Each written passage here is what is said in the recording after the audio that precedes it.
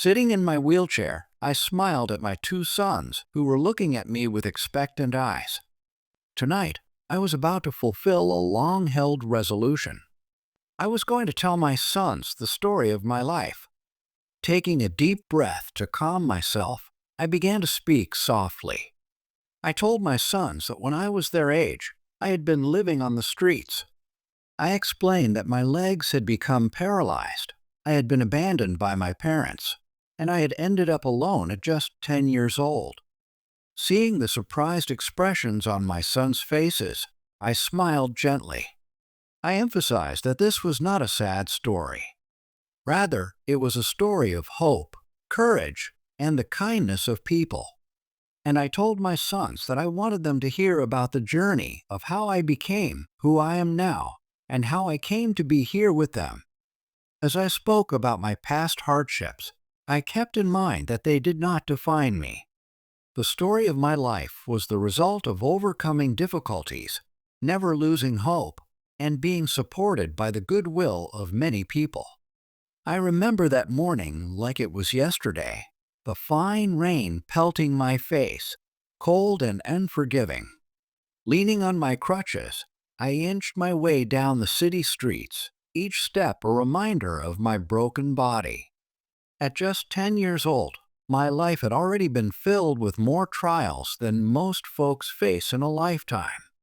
It had been 3 years since my parents abandoned me because of my paralysis, leaving me to fend for myself in a world that seemed determined to ignore my existence. Every day, I dragged myself to the main boulevard downtown where other homeless folks and beggars gathered, hoping against hope that I might scrape together enough coins for a decent meal.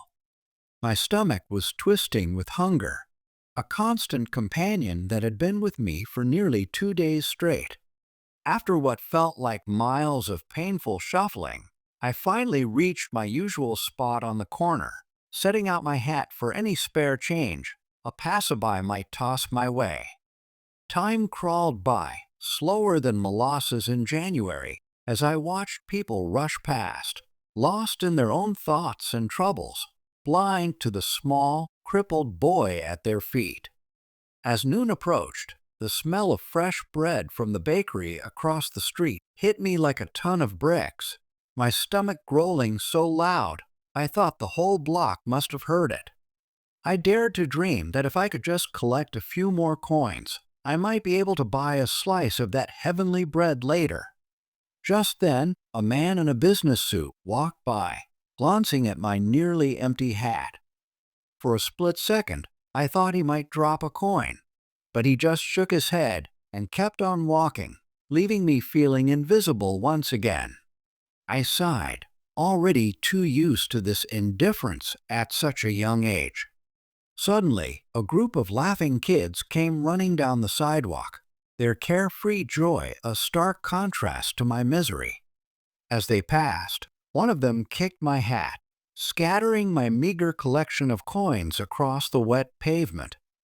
The kid sneered, calling me a crippled beggar, his friends laughing even louder as they ran off, leaving me with a pain in my chest that hurt worse than any physical wound. Slowly, painfully, I gathered up the scattered coins, my clothes getting soaked and dirty in the process. It took what felt like hours, people stepping around me like I was nothing more than a piece of trash on the sidewalk. When I finished, I realized I didn't even have enough for a slice of bread anymore, let alone a piece of fruit. I felt the fight draining out of me, wondering if there was any point in going on like this, alone and despised by everyone. Tears of loneliness streaked down my cheeks, mixing with the rain. Just when I thought I couldn't take any more, I felt a gentle touch on my back.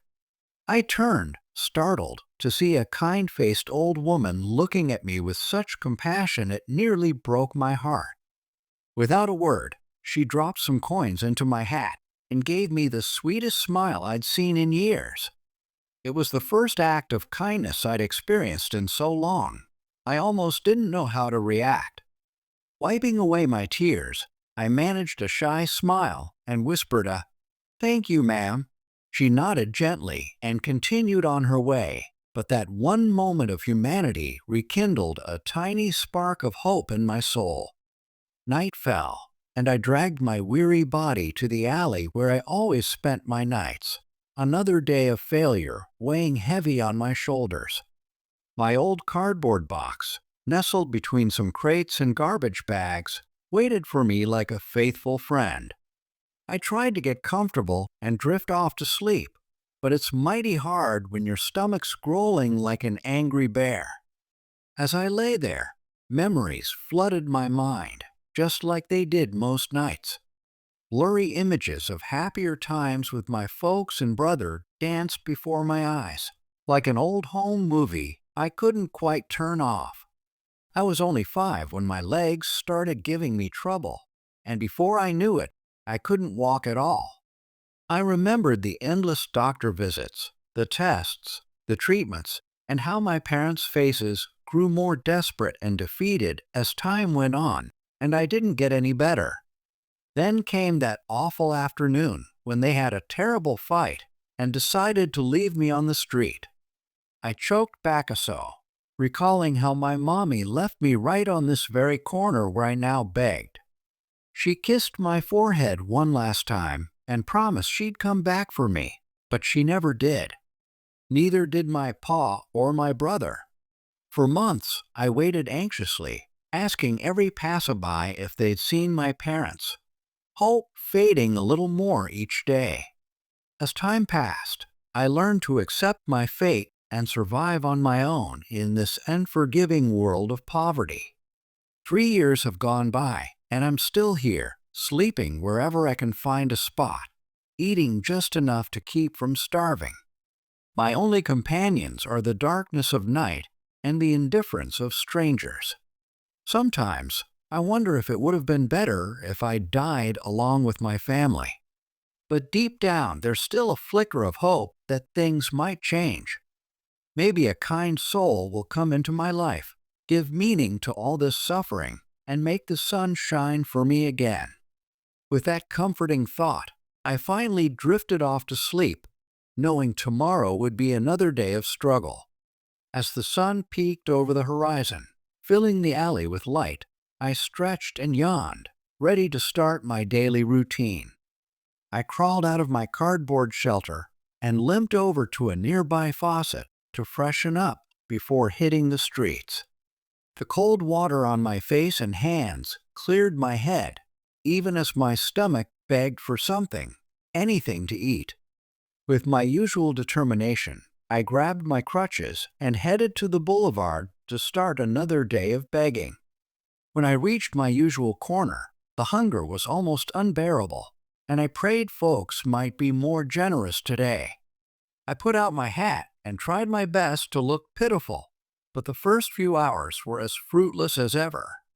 Near noon, I had a glimmer of hope when a man stopped in front of me and reached into his pocket. But he just pulled out a handkerchief, blew his nose loudly, and walked away without so much as glancing at me.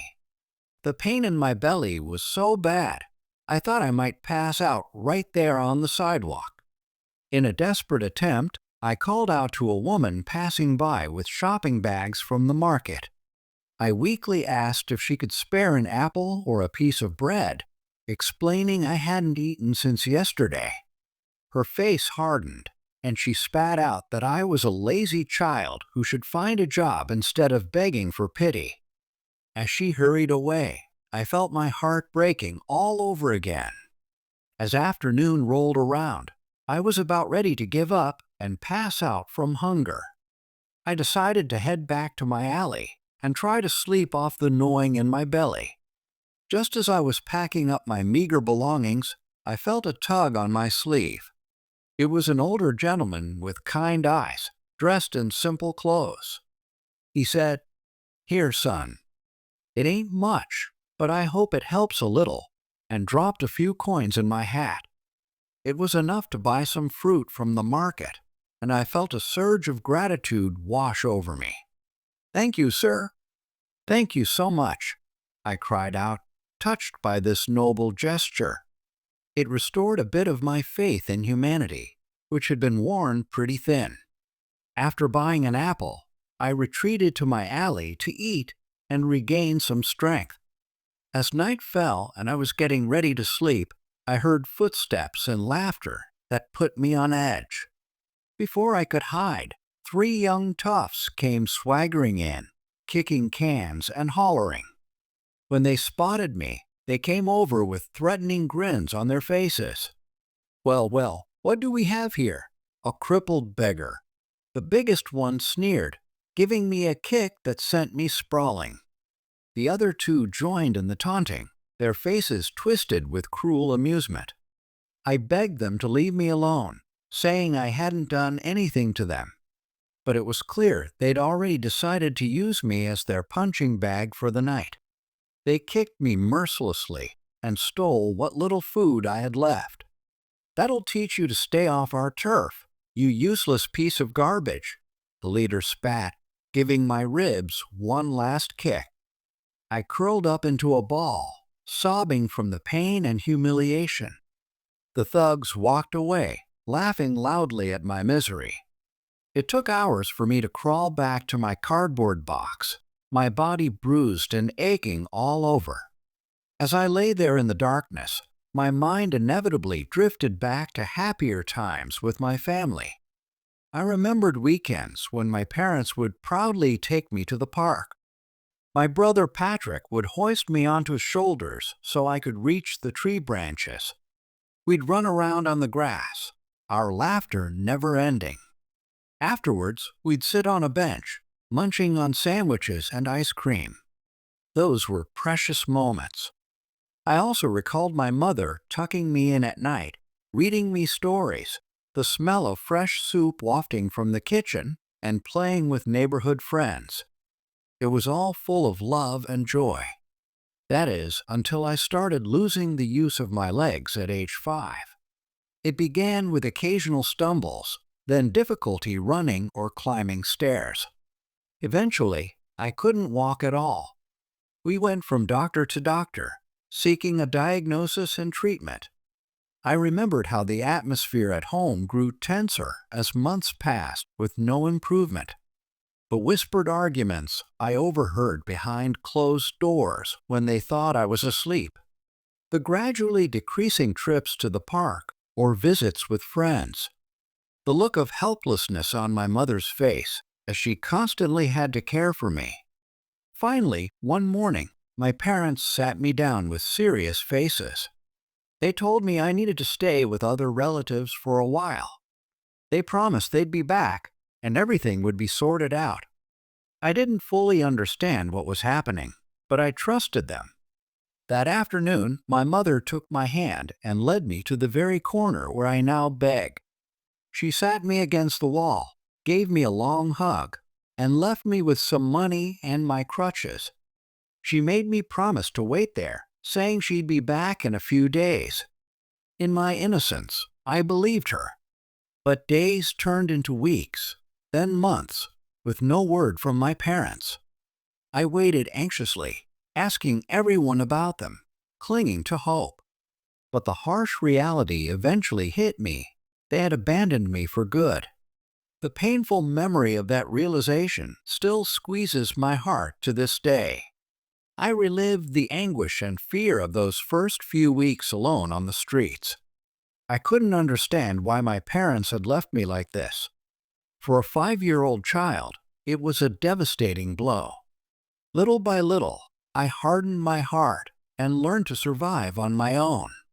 As I begged on the streets, the innocent child, full of love and trust, faded away, replaced by someone carrying a heavy load of distrust and sorrow. To protect myself from getting hurt again, I made sure not to get close to anyone.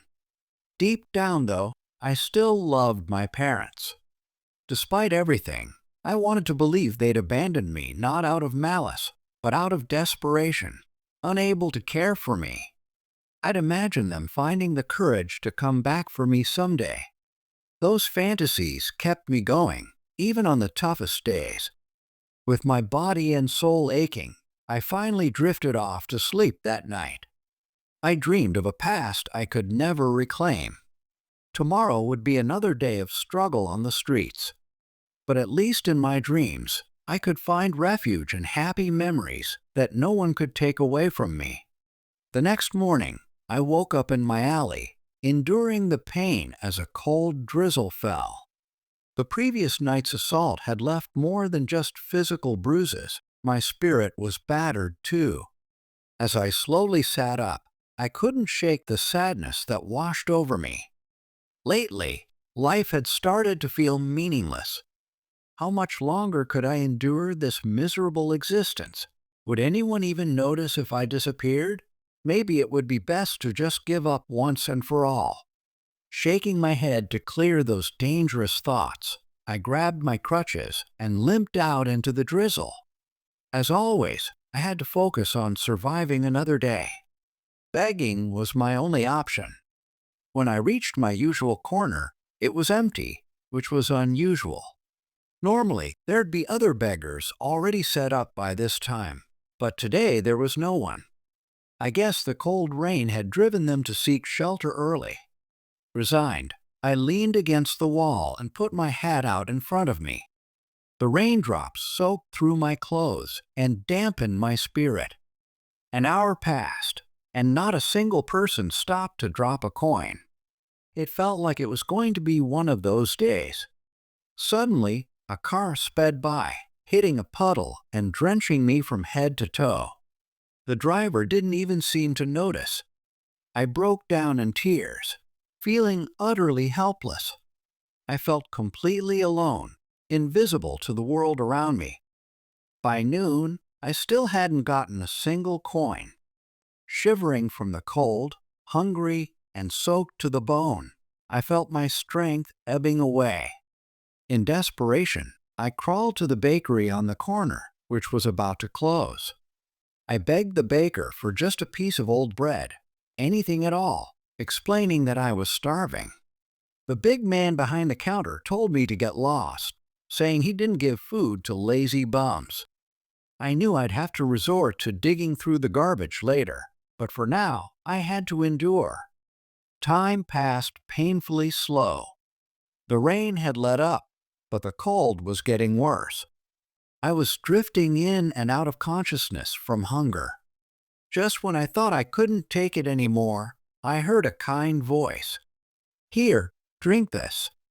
It'll warm you up," a kind voice said, and I looked up to see an elderly lady offering me a steaming cup. It was hot chocolate, and as I gratefully sipped it, I felt life returning to my frozen body. Thank you so much," I whispered through my tears. That act of kindness was like a ray of sunshine breaking through the darkness of my world. The old woman gently patted my cheek and walked away as quietly as she had come. The rest of the day passed in a blur, with only a few coins dropping into my hat. As night fell, I gave up and headed back to my alley, desperately needing rest. Suddenly, a familiar aroma wafted from the back door of a restaurant, delicious vegetable soup. I crept closer and saw the cook about to dump a pot into the garbage. Summoning my courage, I approached and begged for a little soup, explaining I hadn't eaten all day. The cook yelled at me, calling me a devil's child, and threatening to call the police if I didn't leave. I slunk away, my stomach twisting with pain and hunger. Back in my alley, I collapsed onto my cardboard bed and sobbed. I felt utterly worthless in this world, completely alone and too beaten down to keep living on society's crumbs. In that moment of breakdown, I cried harder than I had since my parents abandoned me. Deep, agonizing sobs that I couldn't control poured out of me. I felt like that scared 5-year-old again, lost in a cold, uncaring world. In my despair, I looked up at the night sky and cried out, asking God why He was putting me through this unbearable suffering. I fell to my knees, pounding the ground with my small fists, so tired of fighting for a life that gave nothing back. Defeated, I closed my eyes, waiting for sleep to free me from this misery forever. Suddenly, I felt a gentle touch on my shoulder and heard a whisper in my ear. "You're not alone. I'm here with you." Startled, I opened my eyes to see a skinny stray dog looking at me with sympathetic eyes. For reasons I couldn't explain, looking into those deep, kind eyes felt like balm for my troubled soul. Finally, someone seemed to understand me. The dog gently nuzzled its nose against my cheek, wiping away my tears. "Thank you, friend. You must be an angel sent from heaven," I whispered gratefully, hugging the dog close. The animal licked my cheek softly in response. I shared what little food I had left with the dog, and we ate together in the darkness. From that night on, that dog became my most faithful friend and companion in my life on the streets. It kept me warm on cold nights, protected me from bullies, and stayed by my side when I was lonely. We were two outcasts who understood each other perfectly. With this new friend, I found a reason to keep living.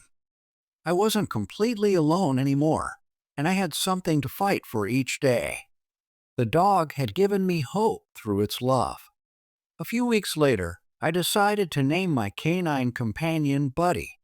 I'd been yearning for a loyal, dependable friend, and Buddy was all that and more. He gave me a new lease on life, becoming my special partner in this daily battle for survival. With Buddy by my side, the world didn't seem quite so gray anymore. The nights weren't as cold, and the struggle to stay alive didn't feel quite as heavy. Every evening, we'd return to our alley together to rest. We'd share whatever scraps of bread or leftovers I'd managed to collect that day. But more importantly, we shared something I hadn't felt in years: true love. In Buddy's eyes, I saw the same unconditional, non-judgmental love my parents had once shown me. For the first time in a long while, I felt joy creeping back into my heart. I was sharing my life with someone who cared about me and who I cared about in return. That warmth in my chest gave me the strength to keep going, even when things got tough. I knew I had to keep my eyes and heart open for any glimmer of light waiting to be discovered. Through rain and cold, through play and shared affection, Buddy and I survived the streets together day after day. We weren't alone anymore. We had each other. That bond gave us the strength to face whatever came our way. As long as we were together, there was hope. One sunny noon, Buddy and I were heading to our usual begging spot. The weather had been improving lately, and my mood had lifted with it. Buddy's comforting presence gave me a reason to wake up each morning. As we reached the street, I leaned against the wall and sat down, with Buddy lying nearby. I placed my old hat on the ground to collect coins and waited. Passers-by ignored us as usual, hurrying past without a second glance. Suddenly, among the usual crowd, my eyes landed on a little girl walking alone on the opposite sidewalk. She looked about 7 or 8, with dark skin and sad eyes. Something about her stirred my protective instincts. I watched her intently, noticing how she walked with her head down, lost in thought. All of a sudden, she tripped and fell, scraping her knee on the pavement. Without thinking twice, I quickly crawled over to help her. I gently introduced myself and offered to help, using my shirt to wipe her scraped knee. She shyly thanked me for helping her and said her name is Sophia. I smiled and advised her to be more careful when walking. She nodded, giving me a grateful look before continuing on her way. That look warmed my heart in a way I hadn't felt in a long time. For the rest of the day, I couldn't get her out of my mind. I worried about such a young child wandering the streets alone. I wanted to protect her, to take care of her somehow. But how could I when I could barely take care of myself? That night, sharing a slice of pizza with Buddy in our alley, I made a decision. I decided to look for her the next day. I thought maybe she needed a friend in this harsh world too, someone who could understand and help her. The next morning, after breakfast of some leftover fruit, Buddy and I limped back to the boulevard where we'd met her. I was hopeful we'd find her and get to know her better. Luckily, after waiting a while, I spotted her walking alone, just like the day before. I waved to her from a distance, and she noticed me, shyly approaching. Buddy sniffed her hand, and she smiled. I gently asked her how she was doing, and she replied softly, thanking me for asking. She seemed quiet and reserved, but deep down, I felt she was looking for companionship. As we started talking, we quickly realized we had more in common than we thought. Sophia was an orphan too, living on the streets alone for about 2 years since losing her parents. My heart ached hearing her story. From that day on, Sophia and I met every morning. I shared my breakfast with her, whatever scraps or food I'd managed to buy with a few coins from begging. We played with Buddy and walked in the nearby park. Little by little, Sophia began to open up to me. She told me, fighting back tears, about her parents dying in an accident and how she'd run away from an abusive orphanage to live on the streets. I listened carefully to her story, always encouraging her, telling her that now Buddy and I would look after her. Sophia grew very attached to us. For the first time in a long while, she began to trust someone. One afternoon, as we were eating some bread Sophia had collected from begging, she suddenly asked if my parents had abandoned me too. I was surprised by her question, but I decided to open up. I told her the painful story of how my parents had rejected me because of my disability, leaving me alone when I was a helpless child. Sophia listened, tears streaming down her face, and hugged me tightly. She told me I wasn't alone anymore, that now I had them. Sharing my story with Sophia felt like a huge weight had been lifted off my shoulders. Finally, I had someone who truly understood me and didn't judge. I saw in her eyes the same sadness and longing for love that I felt. From that moment on, our friendship grew even stronger. We met every day, supporting each other, sharing our sorrows and joys. We looked out for each other in our daily lives, with Buddy as our faithful guardian. One morning, as we were eating bread in the park, Sophia thoughtfully said she wished we had a place we could call home. I pondered on that too, realizing how much we yearned for a roof over our heads and a real bed to sleep in. That's when we came up with the idea to build our own little shelter in an empty lot using cardboard, cans, wood, and plastic. We worked tirelessly for days, and finally we succeeded, even making a corner for Buddy. That first night, we all slept under the same roof, felt magical. We finally had a place of our own, no matter how humble it was. We felt safe and united, like a real family. The next few weeks were the happiest I'd experienced since living with my parents. We shared everything and protected each other from harsh weather and street dangers. Our friendship and Buddy's presence gave us strength. But reality soon reminded us that we were still vulnerable children. One night, while we slept, some thugs broke into our shelter and stole what little we had. We held each other and cried bitterly, seeing our hard-built refuge destroyed. The streets were our home once again. Even through the tears, I tried to comfort Sophia, telling her we'd be okay as long as we had each other. Not long after, Sophia fell ill with a terrible cold and high fever. I tended to her day and night, risking infection myself, scrounging for medicine and food. Watching her suffer tore my heart apart. It took days for her fever to break, and I feared the worst, but finally Sophia recovered. I thanked heaven for not taking away my first and only friend in this world. I vowed never to let her be alone again.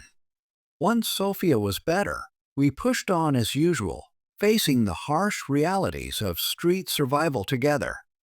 We continued sleeping in makeshift shelters, covering ourselves with cardboard and newspapers, hugging Buddy for warmth.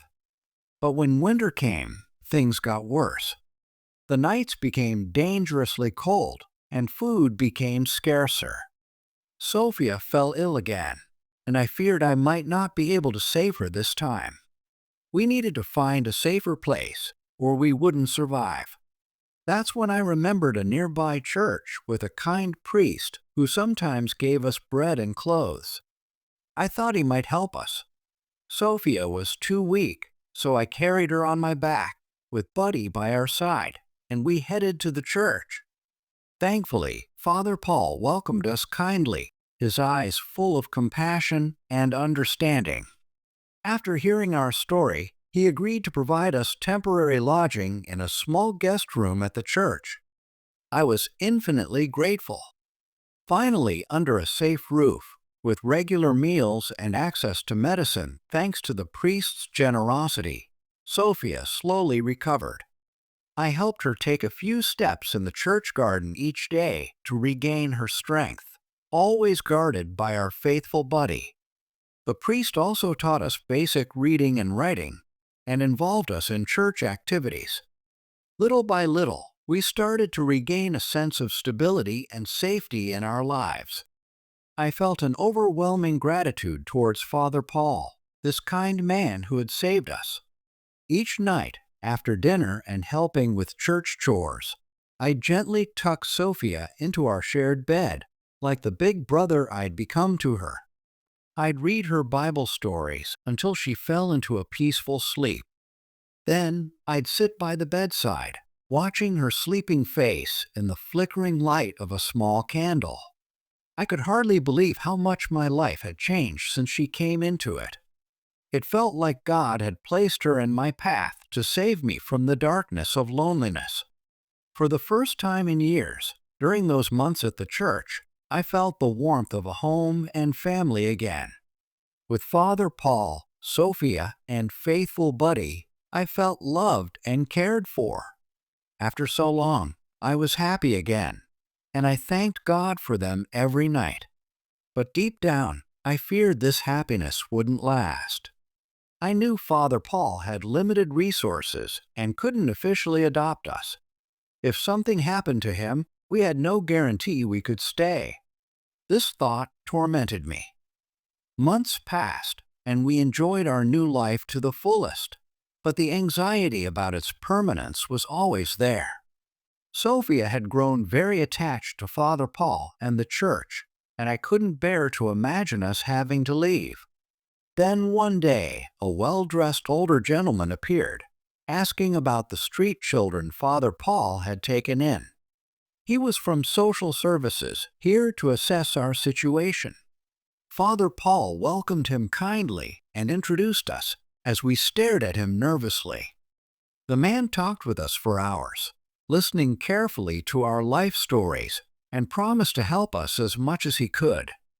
Before leaving, he patted our heads affectionately and told us not to worry, that he'd be back soon with good news.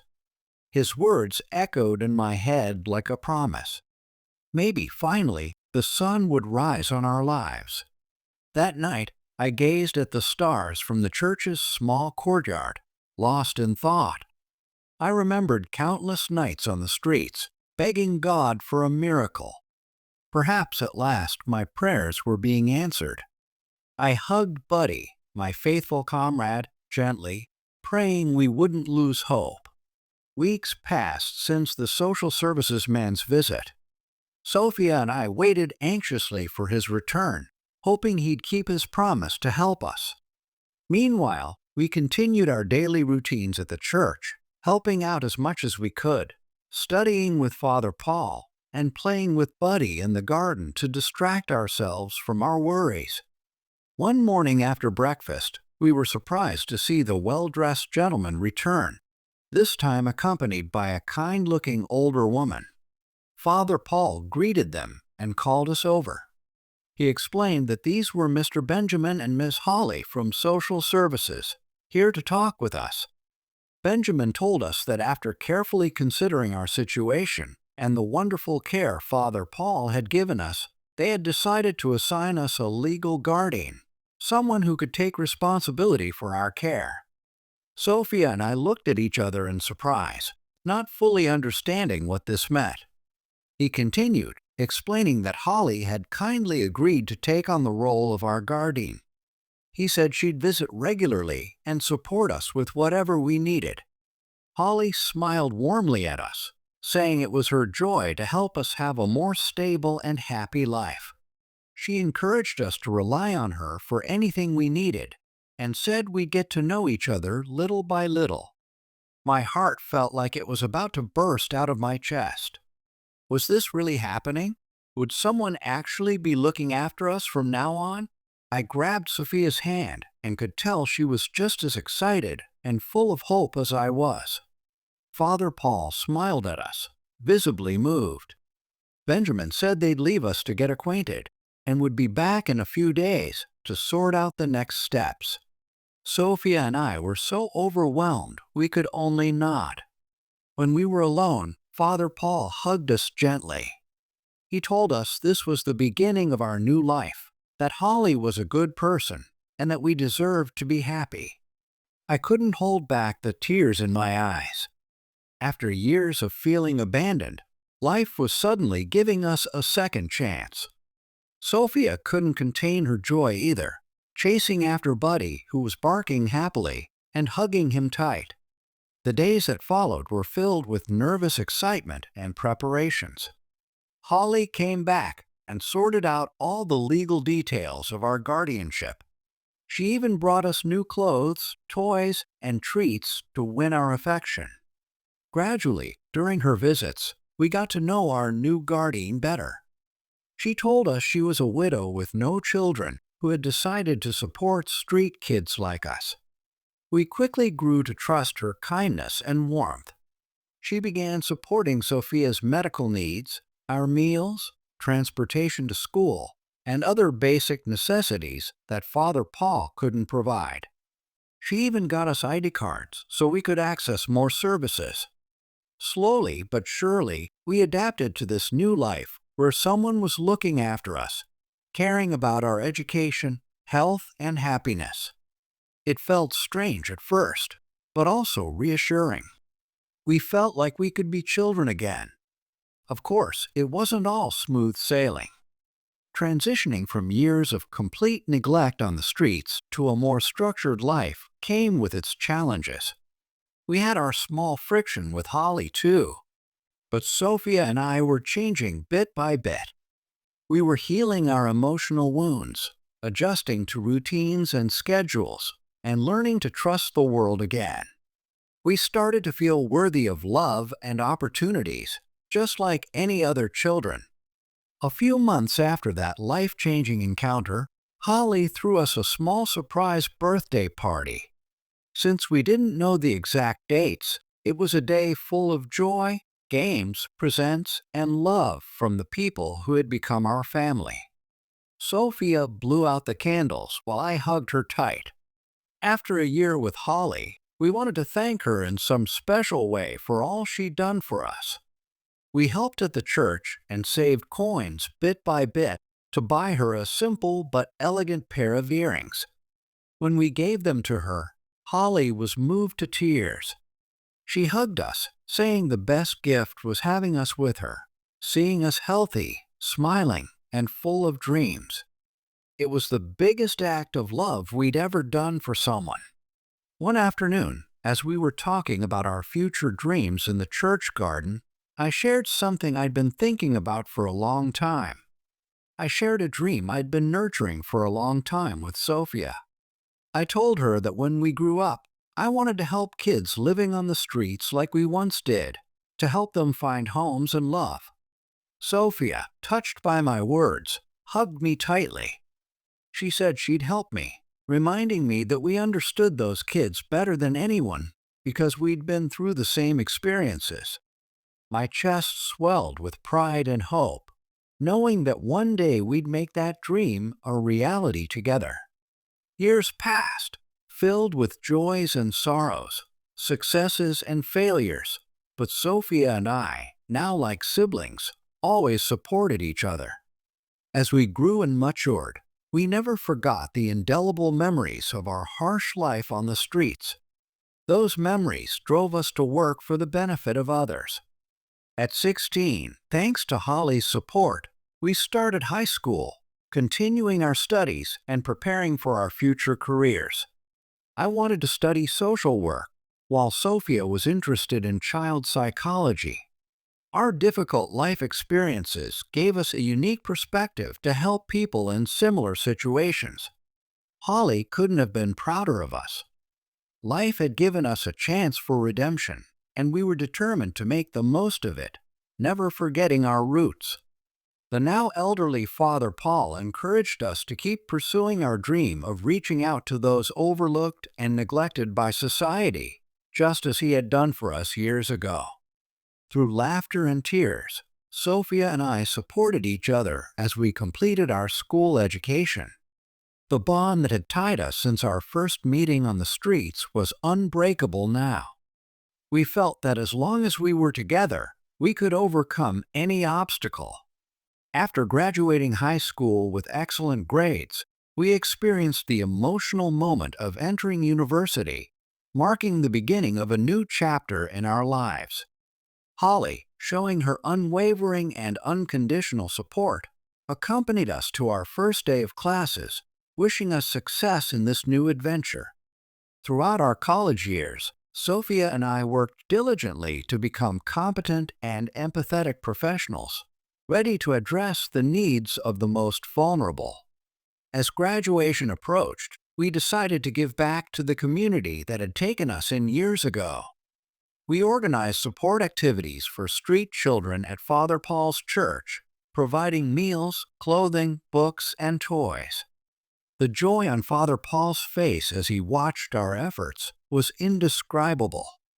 As I finish telling my story, I look at the wide-eyed faces of my children and can't help but smile. From those dark days on the streets to where we are now, surrounded by our loving family, it's been quite a journey. The kids are amazed, and my youngest asks if it's all really true. I nod, telling them that our story proves, no matter how tough life gets, there's always hope. With love, support, and determination, anyone can turn their life around. My wife and I are living proof of that, I say, as the children listen intently. We're not just survivors anymore, we're thriving and helping others do the same. I tell my kids that if they ever face challenges, they should remember our story. Keep your chin up, your heart open, and never stop believing in yourself, I advise them. There's a bright future waiting for you, just like there was for us, I say, hugging them close. After all, life has a funny way of surprising us with second chances when we least expect them. As we sit together, I feel grateful for these precious moments and the beautiful family we've created.